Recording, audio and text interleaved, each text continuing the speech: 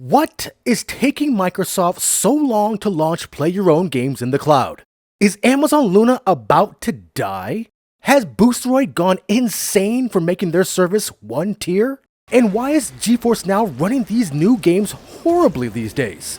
If you've been noticing, the games we've been reviewing lately have been pushing these cloud gaming platforms to the absolute limit.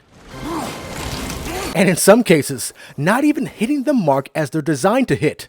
This includes the GeForce Now Ultimate tier. People have also been wondering when Amazon is going to push 4K to their Luna platform, and most notably, when Microsoft is going to allow playing your own Xbox games on their cloud gaming service. Phil Spencer says it's going to be this year. Will that still happen? Well, I have no idea, but I do have some thoughts on this.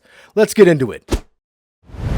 I'm going to go out on a limb here and say that we are not going to see many upgrades or massive launches for any cloud gaming platform for the rest of the year. I know, I'm a Debbie Downer. Sorry, folks. But why is this? This is Blackwell. Nvidia's new Blackwell GPU is slated to release soon, and those who have been keeping up with GeForce Now know that around every 2 years, we've been getting new upgrades. Nothing happened last year, so next year should be the time to upgrade during the CES presentation as they've always done. But this time is different. Why? During the GTC presentation this year, Jensen Huang, CEO of Nvidia, talked about how much the new line Blackwell was going to change the industry. The world's AI companies, of which there are so many now, doing amazing work in different modalities, the CSPs, every CSP, is geared up.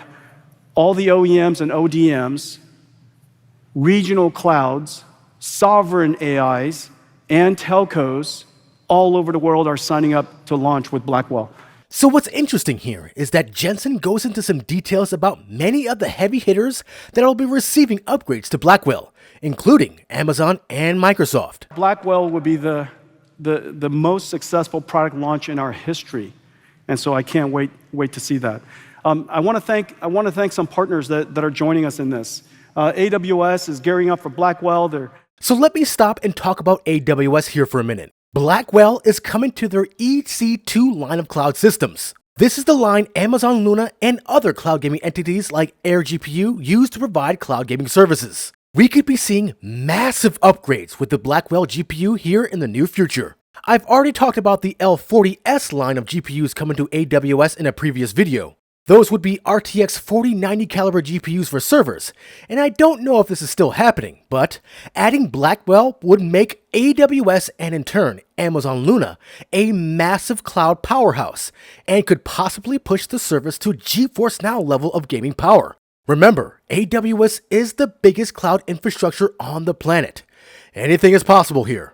Microsoft is accelerating, and Microsoft is gearing up for Blackwell. We're bringing the NVIDIA ecosystem to Azure, NVIDIA DGX Cloud to Azure. NVIDIA Omniverse is now hosted in Azure. NVIDIA Healthcare is in Azure, and all of it is deeply integrated and deeply connected with Microsoft Fabric.